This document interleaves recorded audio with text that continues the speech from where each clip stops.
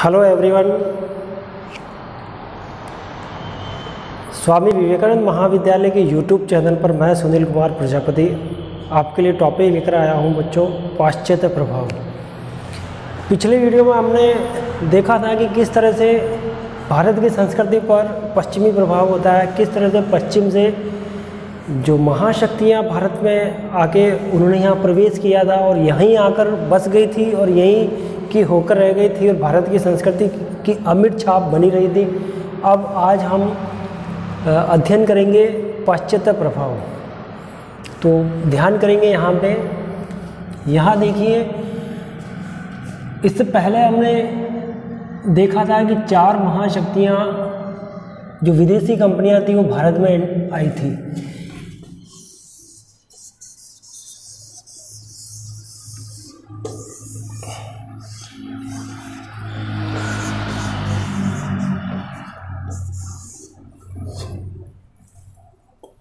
यहाँ है बच्चों, ये यूनाइटेड किंगडम, ये अफ्रीका है और यहाँ से यहाँ फ्रांस है, यहाँ स्पेन है, यहाँ पुर्तगाल है। यहाँ से 4 महाशक्तियाँ आई थी। पुर्तगाली आए, डच, अंग्रेज, फ्रांसीसी, डेनिश और डच। यहाँ तक का हमने पहले अध्ययन किया था। ये भारत का मैप है और यहाँ उत्तर पश्चिम से जितने भी प्राचीन काल के अंदर शक, कुषाण, सातवाहन लोग यहाँ से यहाँ आते हैं। ये हमने देखा था, यहाँ से यहाँ आए थे भारत के अंदर। फिर हमने देखा कि मिडाइवल काल में मुस्लिम, जितने भी मुसलमान होते हैं, गुलाम वंश था और गुलाम वंश के बाद में एक मुग़ल वंश था। मुसलमान भी यहाँ से यहाँ भारत में आए थे, ये हमने यहाँ देखा था। फिर आधुनिक काल में हम बता रहे हैं कि पुर्तगाली आ गए, डच आए, पुर्तगाली आए, डच आए। यहाँ देख रहे हो अंग्रेज आ गए थे, फ्रांसीस आ गए थे, डेनिश आ गए थे। ये सब भारत में यहाँ आते हैं। भारत में इनकी अपनी एक संस्कृति होती है। पुर्तगाली अपनी एक संस्कृति लेकर आए थे, डच अपनी एक संस्कृति लेकर आते हैं, ये अंग्रेज भी अपनी एक संस्कृति लेकर आते हैं, फ्रांसीस भी और डेनिश भी। सभी लोगों ने भारत में संस्कृति को यहाँ थोपना शुरू किया था। अंग्रेज ने ईसाई धर्म का प्रचार किया था, पुर्तगाली भी यहाँ पे अपना धर्म का प्रचार करते हैं, फ्रांसीस भी अपने धर्म का। लेकिन भारत की जो संस्कृति थी वो अमिट थी और वो प्राचीन काल से ये बनी हुई थी और आज भी ये संस्कृति बनी हुई है। यहाँ तक हमने अध्ययन किया। फिर मैंने आपको बताया था कि पुर्तगाली है, डच है, फ्रांसीस है, ये सब आपस में यहाँ झगड़ा कर रहे थे और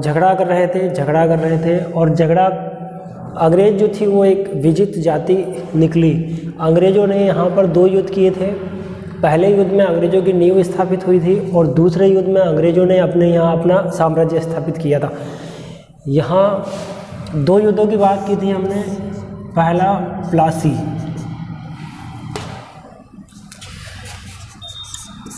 का युद्ध हमने देखा और फिर मैंने बक्सर का युद्ध 23 जून 1757 में प्लासी का युद्ध बताया था मैंने आपको। और फिर मैंने बताया बक्सर का युद्ध 24 अक्टूबर 1764 को बक्सर का युद्ध हमने अध्ययन किया था। प्लासी के युद्ध से यहाँ भारत में अंग्रेजों की नींव पक्की हुई थी और बक्सर के युद्ध में उस नींव को सुदृढ़ कर दिया था। जो नींव बनी हुई थी वो नींव क्या हो गई थी? सुदृढ़ हो गई थी।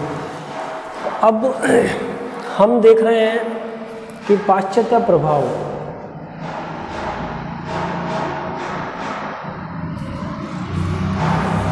तो यहाँ तक का हमने देखा। अंग्रेज अब भारत में आ गए थे। अंग्रेज अब अपने प्रशासनिक नीतियाँ, सामाजिक नीति, आर्थिक नीति, राजनीतिक नीति और सांस्कृतिक रूप से ये भारत के आंतरिक मामलों में प्रवेश करेंगे। इसका हम अध्ययन करेंगे।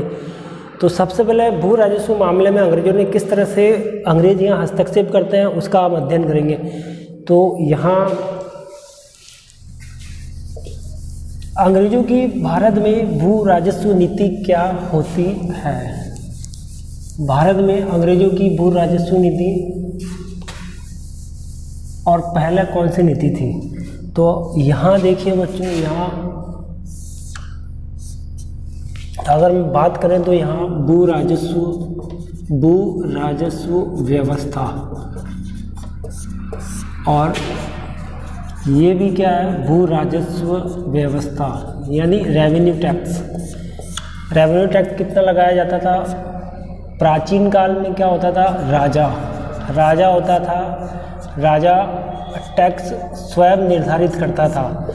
भूमि के उत्पादन में फसल के आधार पर टैक्स लिया जाता था। जिस तरह से शेरशाह सूरी की बात करें तो शेरशाह सूरी ने रैयतवाड़ी व्यवस्था शुरू की थी। अकबर की बात करें तो अकबर ने भू राजस्व व्यवस्था में जो भूमि जो होती थी, पोलज होती थी, परती होती, चाचर होती थी और बंजर होती थी।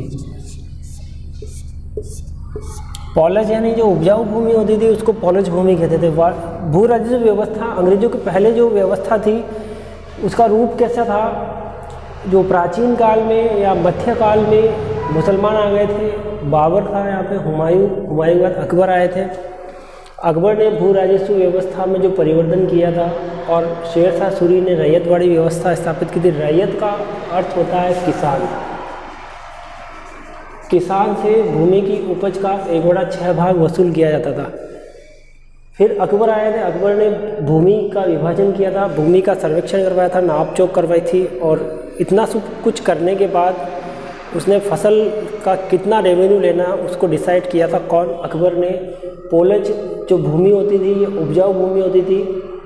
परती भूमि जो 1-2 साल उसको छोड़ दिया, उसके बाद उत्पादन करना शुरू किया, वो परती भूमि होती थी। चाचर जो 3-4 साल तक उसको ऐसे रखते थे, उसके बाद उपजाऊ बना के खेती की जाती थी, चाचर थी। और बंजर जिसका कोई काम में नहीं आती थी वो ऐसे ही पड़ी रहती थी, वो बंजर भूमि होती थी। यहाँ तक का हमने अध्ययन किया। ये भू राजस्व व्यवस्था, ये वाली जो भू राजस्व व्यवस्था है ये प्राचीन काल की भू राजस्व व्यवस्था होती है। अब अंग्रेजों के समय जो भू राजस्व व्यवस्था स्थापित, अब अंग्रेजों का भारत में आ गए, अंग्रेजों ने अपनी कोठियाँ स्थापित कर ली थी। जैसा पिछली बार हमने देखा था, सूरत में अंग्रेजों की कोठी स्थापित थी, फ्रांसीसियों ने सूरत में अपनी कोठी स्थापित की थी, डच मूसलीपुटना में अपनी कोठी स्थापित की थी।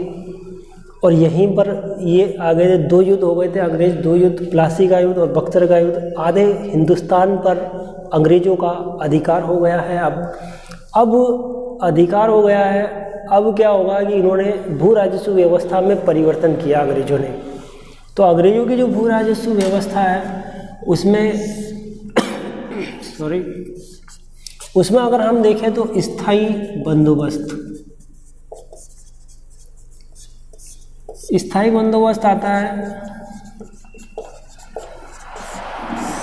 रैयतवाड़ी बंदोबस्त आता है, और रैयतवाड़ी बंदोबस्त के बाद में यहाँ आता है महालवाड़ी बंदोबस्त। ये भारत में अंग्रेजों का जो हस्तक्षेप हो रहा है, अंग्रेज जिस तरह से भू राजस्व व्यवस्था में अब हस्तक्षेप करके और अपनी कंपनी की ईस्ट इंडिया कंपनी, अंग्रेजों की कंपनी कौन सी थी? East India company. इस ईस्ट इंडिया कंपनी की आय में इंक्रीज करना चाहते थे, और यहाँ 3 प्रकार की व्यवस्था लेकर आए थे। आप देख रहे हो यहाँ पे, यहाँ देखिए स्थायी बंदोबस्त है पहली व्यवस्था, रैयतवाड़ी व्यवस्था दूसरी है, महाल बंदोबस्त तीसरी। 3 व्यवस्था है यहाँ पे। स्थायी का मतलब क्या होता है और रैयत का मतलब क्या होता है, महाल का मतलब, इसको हम देखेंगे अभी। स्थायी बंदोबस्त अंग्रेजों के द्वारा जो है गवर्नर था लॉर्ड कॉर्नवालिस। तो यहाँ ये क्षेत्र कौन सा है? ये बंगाल है, बंगाल बिहार उड़ीसा, बंगाल बिहार उड़ीसा जो क्षेत्र होता है, यहाँ पर जो व्यवस्था स्थापित की गई थी वो स्थाई सेटलमेंट था, स्थाई बंदोबस्त था, जिसको परमानेंट सेटलमेंट कहा जाता है। स्थाई बंदोबस्त, यहाँ जो ज़मीन जो थी वो 19% भाग पर किसान खेती करते थे। स्थाई बंदोबस्त कहलाता है। यहाँ अगर हम बात करें तो महाराष्ट्र और मद्रास तक का जो पूरा क्षेत्र है यह रैयतवाड़ी व्यवस्था कहलाती है।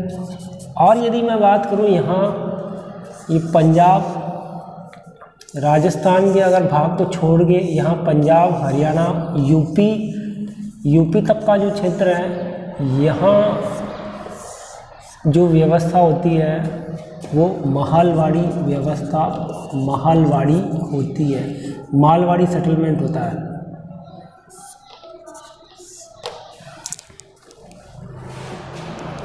यहाँ ध्यान करिए बच्चों,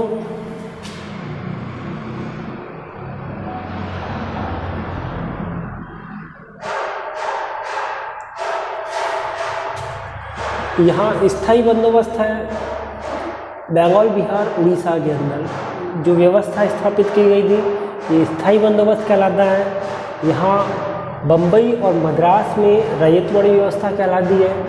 यहाँ पंजाब हरियाणा और यूपी वाला जो क्षेत्र है वो आप देख रहे हो, यहाँ ये मालवाड़ी व्यवस्था कहलाती है। अब यहाँ स्थायी बंदोबस्त किसको कहा जाता है? स्थायी का मतलब होता है बच्चों एक जगह स्थायी, एक ही जगह रहकर किसान जो खेती करते हैं वो स्थायी बंदोबस्त कहा जाता है। स्थायी बंदोबस्त को लागू करने वाला गवर्नर जनरल कॉर्नवालिस होते हैं। कौन होते हैं? Lord Cornwallis. यहाँ लॉर्ड कॉर्नवालिस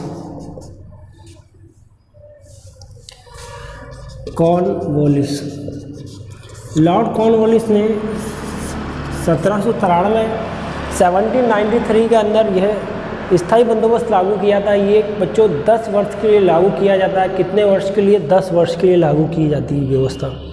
बंगाल बिहार उड़ीसा है, इसमें मध्यस्थ कौन होता है? जमींदार मध्यस्थ होता है। जमींदार किसानों से टैक्स वसूल करेगा और वो टैक्स किसको जमा कराएगा? अंग्रेजों को जमा करवाएगा। यहाँ कितने पर्सन होते हैं? यहाँ 3 पर्सन होते हैं। पहला पर्सन कौन होता है? स्वयं अंग्रेज है। दूसरा पर्सन कौन होता है? यहाँ जमींदार होते हैं। और तीसरा पर्सन कौन होता है? किसान होते हैं। जमींदार क्या करेगा? किसानों से रेवेन्यू यानी टैक्स लेगा और जमींदार लेके अंग्रेजों को जमा कराएगा। ये स्थायी बंदोबस्त कहलाता है। रैयतवाड़ी बंदोबस्त में रैयत का मतलब होता है किसान। यहाँ रैयतवाड़ी व्यवस्था ये लगभग इसके आसपास समयकाल रहता है। रैयतवाड़ी में थॉमस रीड और मुनरो दो नाम आते हैं इसमें। इस रैयतवाड़ी व्यवस्था में सिस्टम क्या होगा? 2 पर्सन होते हैं इसमें। पहले स्वयं अंग्रेज होते हैं और दूसरे स्वयं किसान होते हैं। किसान सीधा अपना रेवेन्यू टैक्स किसको जमा कराएंगे? अंग्रेजों को जमा कराएंगे। ये रैयतवाड़ी व्यवस्था कहलाती है। मालवाड़ी में क्या होता है? यहाँ पे महल गांव का पूरा गांव है। गांव का मुखिया जो होगा वो टैक्स जमा कराएगा अंग्रेजों को। वापस सुन लो, गांव का गांव जो होता है वो महल होता है और अंग्रेजों को टैक्स जमा कराएगा कौन? गांव का मुखिया। 2 पर्सन होते हैं इसमें, अंग्रेज होते हैं और दूसरा महल यानी गांव होता है। ये 19% भाग पर होती है। यहाँ 19% भाग पर किसान खेती करते हैं। यहाँ 50% भाग पर किसान खेती करते हैं और यहाँ जो बचा 31% भाग पर किसान खेती करते हैं। ये जो आप देख रहे हो यहाँ पूरा सिस्टम, यही सिस्टम क्या कहलाता है? भू राजस्व व्यवस्था में अंग्रेजों के द्वारा परिवर्तन कहलाता है। ठीक है, यहाँ हमने अध्ययन किया आज कि भू राजस्व व्यवस्था, प्राचीन काल की भू राजस्व व्यवस्था कैसी थी। प्राचीन काल में किस तरह से राजा जो थे वो किसानों से भू राजस्व वसूल करता था। फिर हमने देखा भारत में अंग्रेजों का आगमन हो गया। अंग्रेजों के आने के बाद यहाँ भारत में भू राजस्व व्यवस्था में परिवर्तन किया गया। स्थायी बंदोबस्त को हमने देखा 3 जगह, बंगाल बिहार उड़ीसा में 19% भाग पर। फिर हमने देखा लॉर्ड कॉर्नवालिस ने इसको स्थापित किया था। फिर हमने देखा 1793 में यहाँ हमने अध्ययन किया रैयतवाड़ी व्यवस्था। थॉमस और मुनरो यहाँ हमने देखा संस्थापक थे। 50% भाग पे इसमें 2 पर्सन थे। पहले स्वयं अंग्रेज थे, किसान डायरेक्ट अंग्रेजों को लगान रेवेन्यू देगा। फिर हमने देखा मालवाड़ी, पंजाब हरियाणा यूपी के अंदर 31% भाग पर किसान खेती करते थे। महल का मतलब होता है गांव, और गांव का मुखिया लगान देगा किसको? अंग्रेजों को। तो यहाँ भू राजस्व व्यवस्था के माध्यम से भारत की संस्कृति पर जो इफेक्ट हुआ उसका आज हमने अध्ययन किया। पर आज के लिए इतना ही काफ़ी। फिर हम नेक्स्ट वीडियो में आपसे फिर रूबरू होते हैं। सभी बच्चों को धन्यवाद।